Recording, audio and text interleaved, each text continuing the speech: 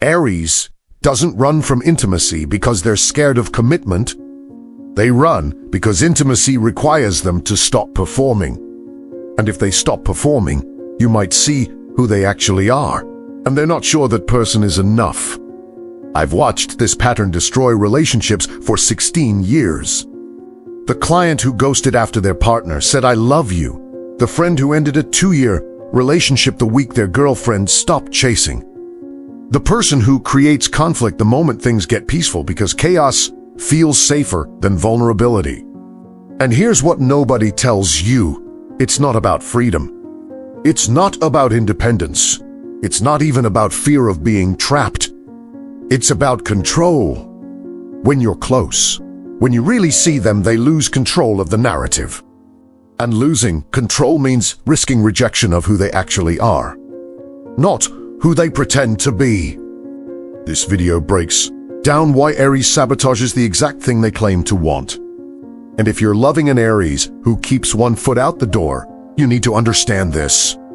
Because what looks like fear of commitment, it's fear of being known.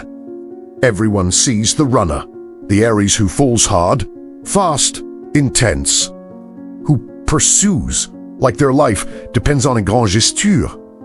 Late night conversations. I've never felt this way before. They're all in, completely, utterly, until you believe them. Then something shifts. Not slowly, not with warning. Just shift. The texts get shorter. The plans get vaguer. "I'm just really busy right now. I need some space to figure things out. I'm not sure I'm ready for something serious." And you're confused. Because 2 weeks ago they were talking about meeting your parents, planning trips, making promises about forever. What changed? You did. You stopped chasing. You started staying. You stopped being a conquest and became a person. A person who might actually see them, really see them. Not the performance, not the confidence, not the fearless warrior who takes what they want, the actual them. Underneath all that fire. And that's when they panic. Because here's what Aries learned early. Being wanted is intoxicating. Being chosen is terrifying. Being pursued means you're valuable. Being caught means you're vulnerable. And vulnerability, that's not in the script. The script is, I'm brave, bold. I go after what I want. I don't need anyone. I'm the pursuer, the initiator, the one who makes things happen. But that script only works when they're chasing, when they're proving something, when the other person is just out of reach and they can stay in motion, stay performing, stay showing you the highlight reel of who they are. The moment you stop running, the moment you turn around and say, "Okay, I'm here, I'm yours. What now?" the entire dynamic collapses. Because now they have to be still, have to be present, have to let you see them when they're not performing courage, and they don't know who that person is. Aren't sure that person deserves to be chosen. Can't guarantee that person won't disappoint you, so they create distance. Not because they don't want you, because they want you too much. And wanting you means needing you. And needing you means you have power. Power to hurt them. Power to leave. Power to see past the armor and decide the person underneath isn't enough. That's the fear. Not commitment. Not loss of freedom. But exposure. Being fully seen and fully rejected. So they stay in motion. Keep things exciting. Keep the intensity high and the intimacy low. Because intensity doesn't require vulnerability. Intensity is just another performance. Another way to feel alive without actually letting someone in. But here's the thing, the brutal thing, they know they're doing it. Somewhere deep down past all the rationalizations about not being ready and needing independence and just wanting to keep things light, they know they're running. They know they're self-sabotaging. They know the second it gets real, they'll find a reason to blow it up, because blowing it up, that they can control, that happens on their terms, That's them leaving before you can. But staying? Staying means surrendering control. Means trusting that you'll still want them when you see the parts that aren't confident. The parts that are scared and insecure and desperate to be enough, but convinced they're not. And they can't do it, won't do it. Not because they're incapable of love, but because love requires being loved.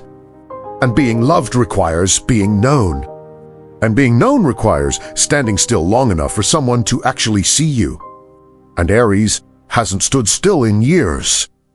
Here's the part that breaks everything. The Leia, even Aries, doesn't want to admit. They don't just run from intimacy. They're addicted to the chase because it's the only time they feel valuable. Think about it.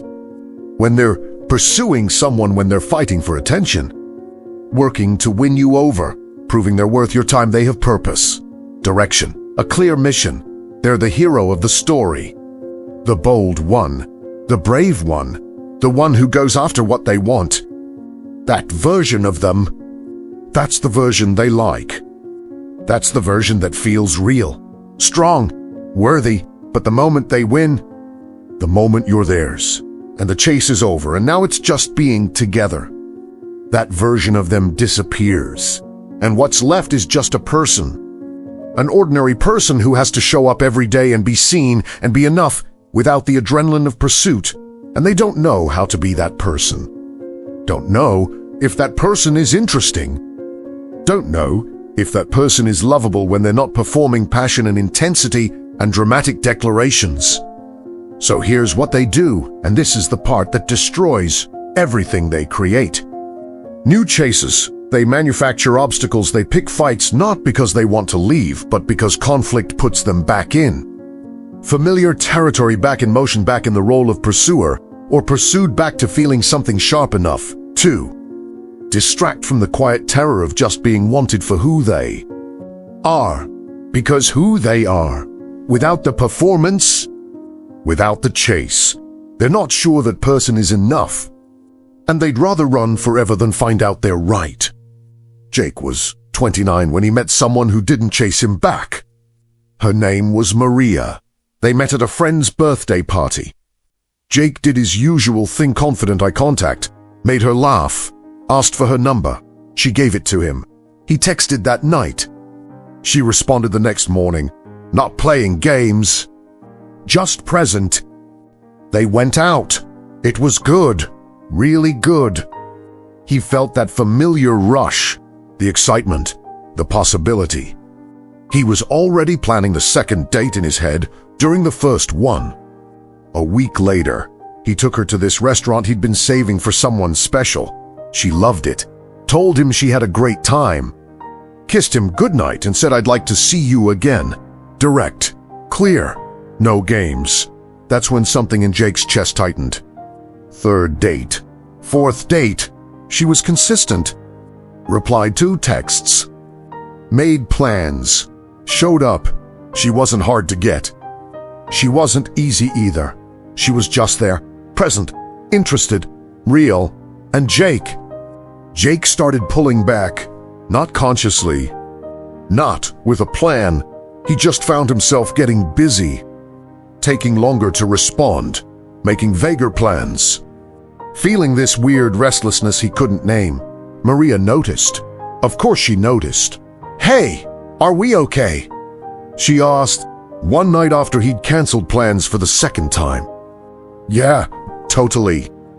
I'm just works crazy right now." She looked at him, really looked at him. Then she laughed. Not mean, just knowing. "You're freaking out because I'm not running away." He wanted to deny it, defend himself. Explain that wasn't it at all. But the words stuck in his throat because fuck, she was right. "Jake, I like you. I'm here. I'm not playing games. I'm not going anywhere." And that terrifies you, doesn't it? He stared at her. "That's not. It is. And here's what's funny, not funny, haha. Funny sad you spent 3 weeks convincing me to give you a chance. And the second I did, the second I actually wanted you back, You started looking for the exit. I'm not looking for an exit. You're not looking for anything. You're running. Like you probably run from everyone who actually stays. And then she said something that made his stomach drop. I'm not gonna chase you, Jake. I like you. But I'm not gonna convince you I'm worth staying for. Either you want this or you don't. But I need you to figure it out. Because I'm done being someone's maybe. She left. Didn't slam the door. Didn't cry. Just left. And Jake sat there, alone, with the exact thing he'd supposedly been terrified of: abandonment, rejection, being left. Except it didn't feel like abandonment. It felt like consequence. Here's what's actually happening in Aries, and this is the part nobody wants to hear. Intimacy doesn't feel like connection. It feels like a trap. Not because it is one, but because their entire nervous system is wired for pursuit, for motion, for the next thing. And intimacy requires stopping, being still, being seen. And being seen means you might be found lacking. The ruling planet is Mars: action, drive, conquest. Aries is wired to initiate, to pursue, to win. That's not wrong. That's their gift. But they've weaponized the gift into avoidance. They pursue to feel alive. They chase to feel valuable. They create intensity to avoid intimacy. Because intensity is safe. You can perform intensity. You can control intensity. Intensity is about adrenaline and passion and dramatic moments. But intimacy is about being ordinary together. About being boring sometimes. About letting someone see you when you're tired and scared and not sure of yourself. And Aries would rather be alone than be ordinary. The fire element means they're supposed to burn bright, to inspire, to lead. But fire, without containment, just consumes everything and burns out. That's Aries, burning through people and calling it passion. And here's the sentence nobody wants to hear, but everyone needs to. You don't fear commitment. You fear being chosen by someone who actually knows you. Because then you can't pretend their love is about the performance anymore. That's the real terror, not being trapped, not losing freedom, but being loved for who you actually are: flaws, fears, ordinary moments and all, and having to believe you deserve it. Because if they love the real you, the one without the armor, the one who's scared and imperfect and just trying to figure it out like everyone else, then you can't hide anymore. Can't perform your way out. Can't create chaos to feel something familiar. You just have to be there, present, vulnerable, human. And they've spent so long being the warrior, the brave one. The one who doesn't need anyone, that being human feels like failure. So they keep running, keep chasing, keep sabotaging the exact thing they claim to want. Not because they don't want love. Because wanting it and believing they deserve it are two different things, and they're only sure of one. Their running isn't about you. It's about them being terrified of being ordinary. When they pull away when things get good, it's not because they don't care. It's because caring means staying still. And staying still means you might see past the performance. And seeing past the performance means they can't control whether you stay. Tell them, I don't need you to be fearless. I need you to be here. Then give them a choice. Not an ultimatum, a choice. I'm not chasing you. I'm choosing you. Right now. Messy, scared, imperfect time choosing you. But you have to choose back. Not the idea of me. Not the chase. Me, this, us, real so me will stay. Most well run love you. But because being chosen means being seen. And being seen means risking that who they actually are isn't the hero of the story. Just a person trying, scared, enough, and they're not ready to find out if that's true.